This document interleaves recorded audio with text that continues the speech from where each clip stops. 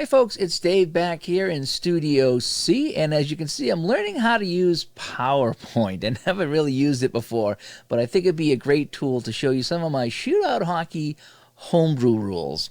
So as you know, I've been playing the 1969-70 playoffs. I started with the actual matchups. I'm going to roll all the way through the Stanley Cup. I will have a new Stanley Cup winner in 69-70, just as a spoiler alert. But as I was playing through, I've been using some of the homebrew rules I've been using since I really started the game. Some of my original homebrew stuff I've slid out, but I've added a couple things in here, and boy, it's made for some really fun games of shootout hockey, and I want to share them with you. Now, I know the purists out there are going to be not too happy with some of these changes, but let me tell you, I've added a lot of excitement to my games, and that's what it's about. It's fun for me, and I wanted to share that with you. And so maybe some of these you'll enjoy, maybe some you won't. But anyway, here we go. So the first one is I always shuffle the cards after each period, and some people like to burn through all the cards and then start again or shuffle, but for me, I want some good variety, so if I'm using fast action cards at the end of the period, I give it a shuffle and I start fresh. So that's the first thing I do.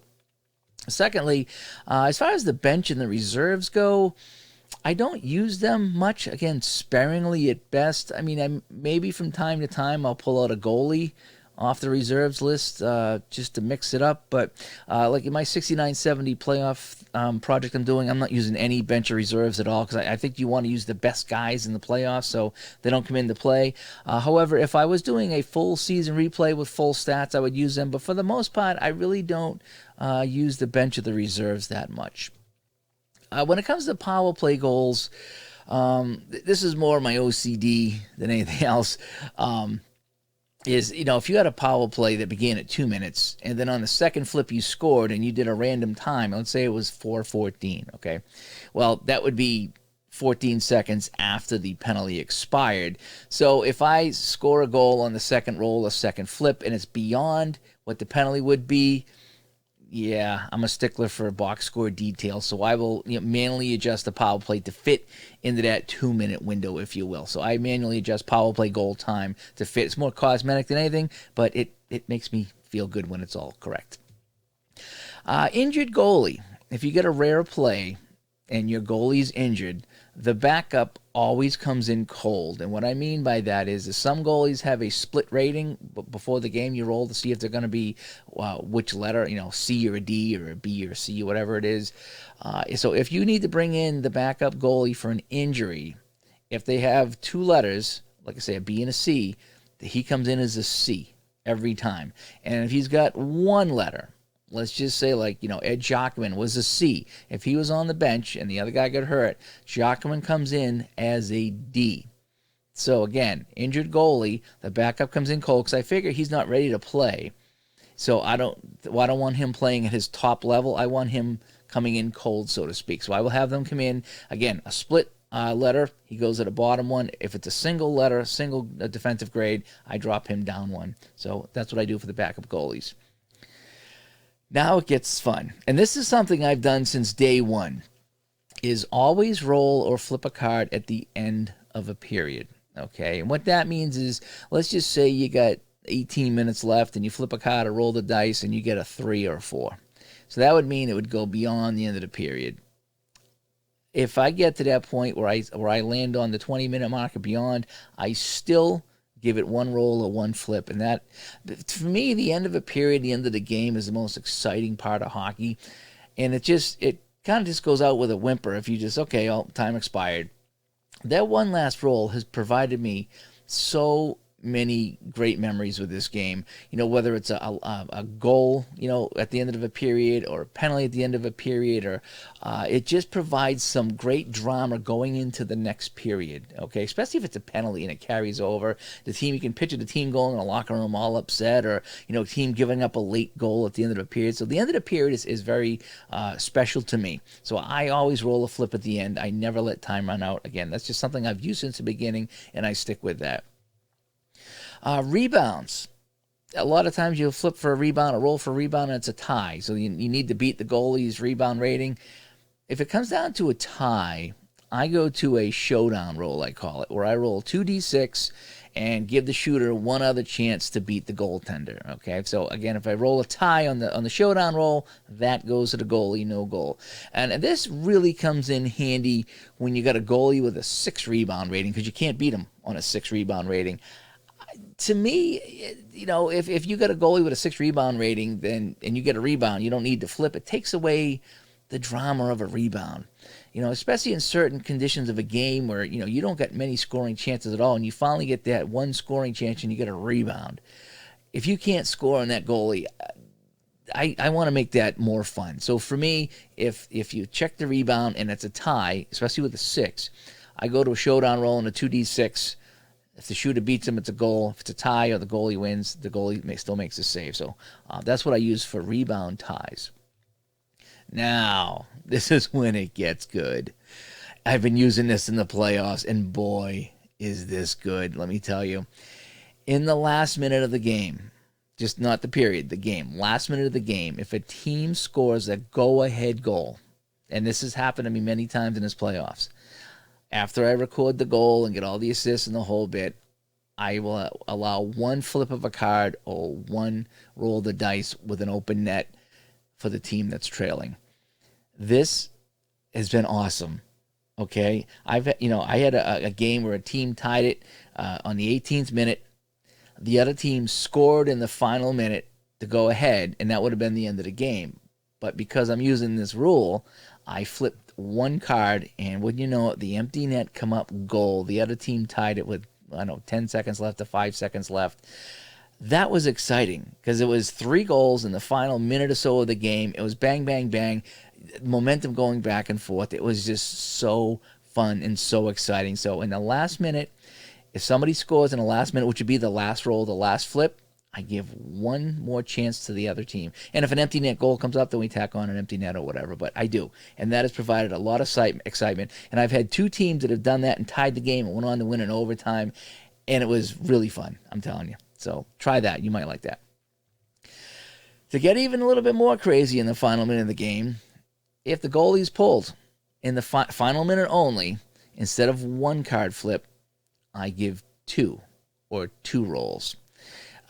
And so what that does now is I pull the goalie in the final minute, trailing by a goal, and you flip and you get the dash and it's over. And that wasn't exciting for me. I flip a second card now. And if I get the 2 dashes, fine, the game's over. But giving 2 chances in the final minute, it's exciting. It really does. It really adds a lot because that's where all the focus is, that last minute of the game, goalie pulled. So I give the team 2 chances. Now, again, there's not a lot of scoring opportunities with the goalie out, especially on the fast action cards. But in a lot of times I've got empty net goals, and that's fine. But, yeah, in the final minute of the game, trailing by a goal, I give 2 rolls. Now, this is different than the last one I talked about, whereas if a team scores in the last minute, you get 1 card. This is if you go into the final roll of the period and you want to pull the goalie, you can get 2 flips or 2 rolls instead of 1. Now, if you pull it with 2 minutes left, it's still the 1. If you're down by 2, it doesn't matter. You got to be down by 1 final minute to get these 2 rolls, and that has brought a lot of excitement to my playoff series.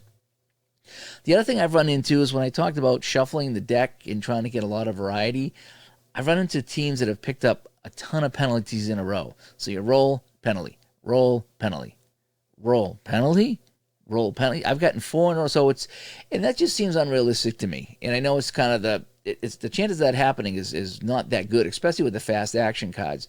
But I've still found myself that it's okay. So you get a minor penalty, you're down by a man. You roll or you flip, okay.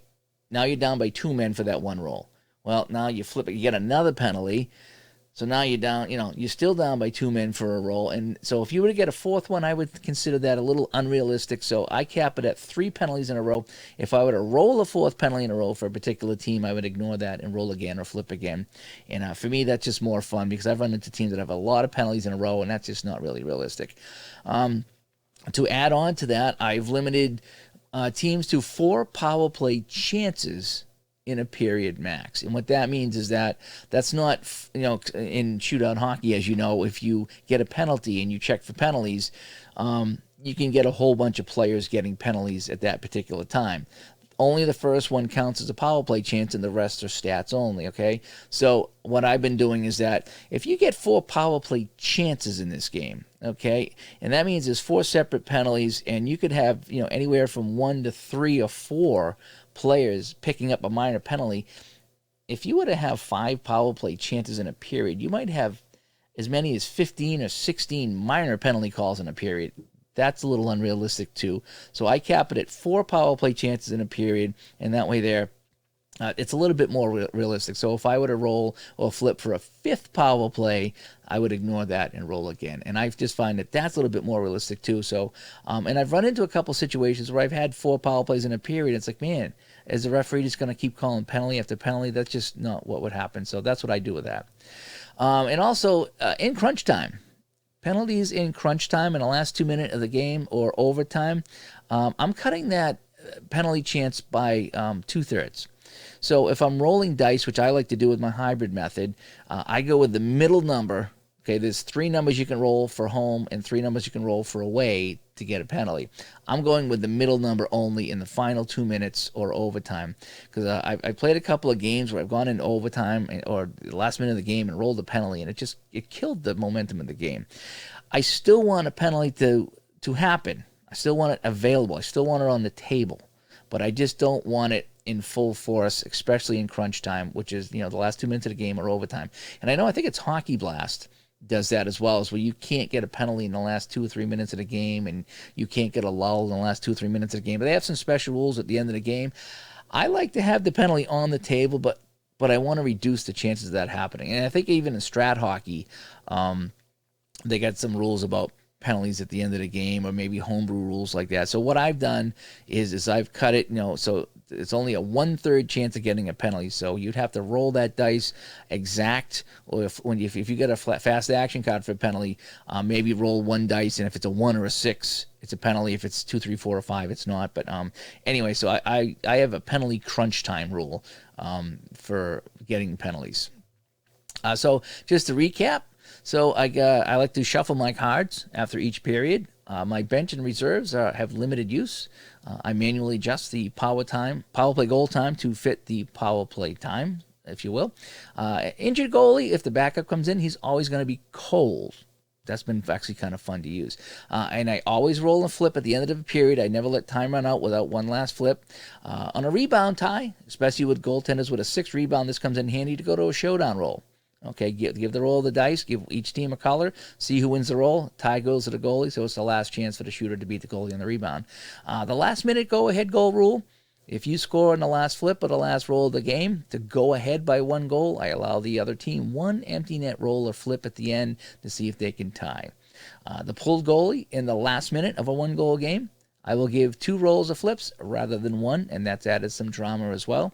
As far as penalties go, 3 penalties in a row max. You can't get 4 back-to-back penalties. No, it ain't going to happen. So after 3, I cut it off and I roll again. And the same with power play chances. I cap that at 4 power play chances per period. I think that's more realistic. It doesn't happen often, but occasionally it does. You'll just roll a ton of penalties, and it just kind of kills the game. So I cap it at 4. And finally, again, the penalty crunch time. In the last 2 minutes in overtime, the chances of a penalty are cut by 1/3. They're still on the table, though, but I've cut it down quite a bit. So anyway, that's some of my shootout hockey homebrew rules here, and this is my first PowerPoint presentation. Hopefully it looks okay, but anyway, I'm Dave. Hope you enjoyed the video, and let me know what you think. Let me know what you think about some of these rules, and let me know what some of the rules that you use here. Okay, these things I plugged in here have really made my games more enjoyable. They're really not hard to think. They're all second nature now for this stuff here, but I think it eliminates some of the weird stuff that can happen, and it adds some drama, especially at the end of the 3rd period. So I'm Dave. Talk to you. Hey, have a good 4th of July, by the way. That's coming up. So have a good 4th of July. We'll talk to everybody later. Bye-bye.